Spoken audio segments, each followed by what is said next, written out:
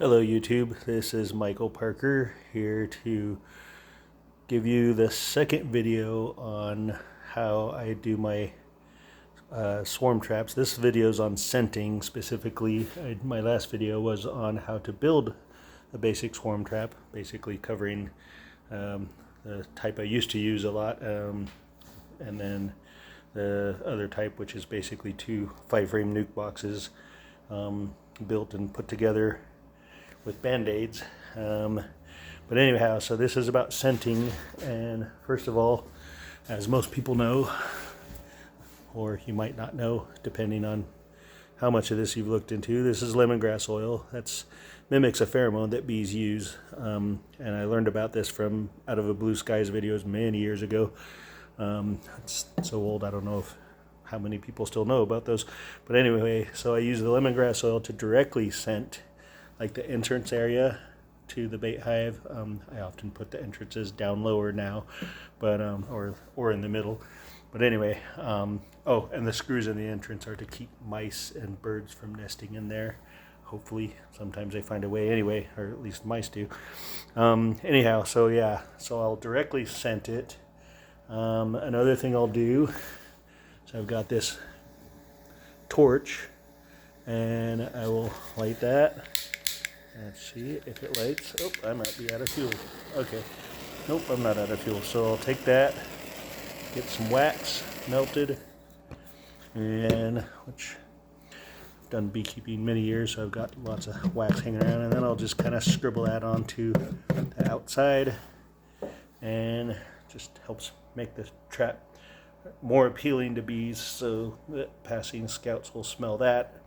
But then another thing, so on top of the lemongrass oil and the wax, oh, and I also have inside, like I covered on the last video, I'll have like a frame with old comb and an empty frame, which gives them something to do before you discover the bees in there. So then I'll take this bag, I'll take a little bag, I'll put a sponge inside, put 1 part water, 1 part oil, and a little bit, like about 3 to 5 drops of lemongrass oil in the bag, and I'll just kind of squeeze it to agitate it. I'll screw it to the backboard right here, poke about 3 to 5 holes in it, and then that becomes a solar powered scent bag. So as the weather warms, and there's more, when it's a warmer day, there's going to be more bees out anyway.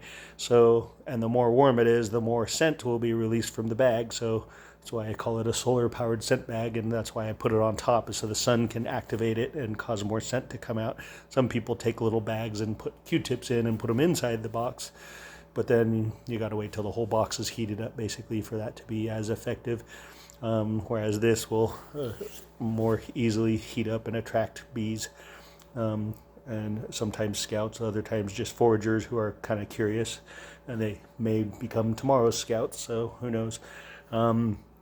So yeah, so we've got the direct scenting, we've got the scent bag, and got wax on the entrance, and then after I've hung it up, I like to take a spray bottle, usually one a lot bigger than this, like at least twice as big, from Home Depot or wherever, like one of those industrial size spray bottles.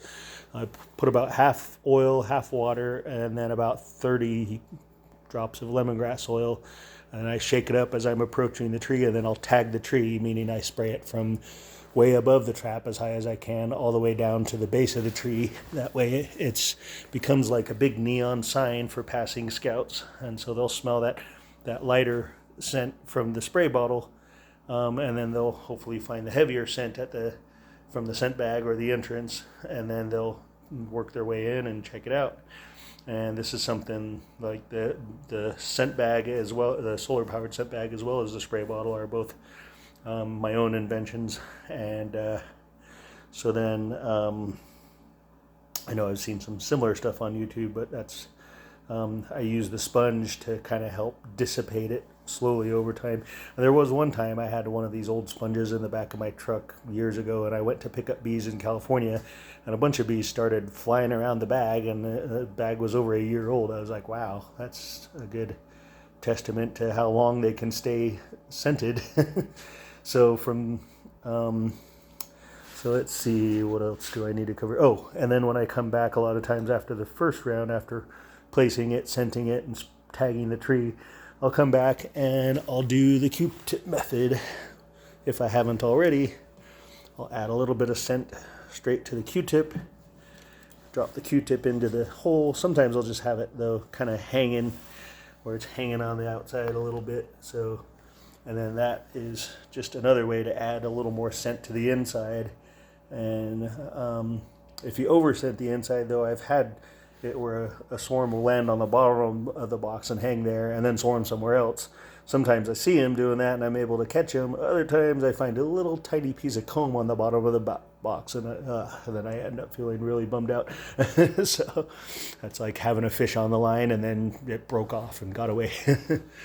But yeah, so let's see. Oh, and the last scenting method I use is sometimes if I have one kind of high up in the tree, this is mainly if I have one higher up in the tree and I don't want to, maybe I forgot to bring a ladder, a step ladder or whatever, or I just don't want to deal with it at that moment, I'll take a stick kind of like so, break it into kind of a J-hook, scent the top, and then I will hang that up in the tree next to the box. And so that's the last, the last method that I use there. And here comes Lucient, who wants his 5 minutes of fame. And so yeah, so that's my last method. And after that, then I usually end up catching more than most people doing this. So hope that's helpful.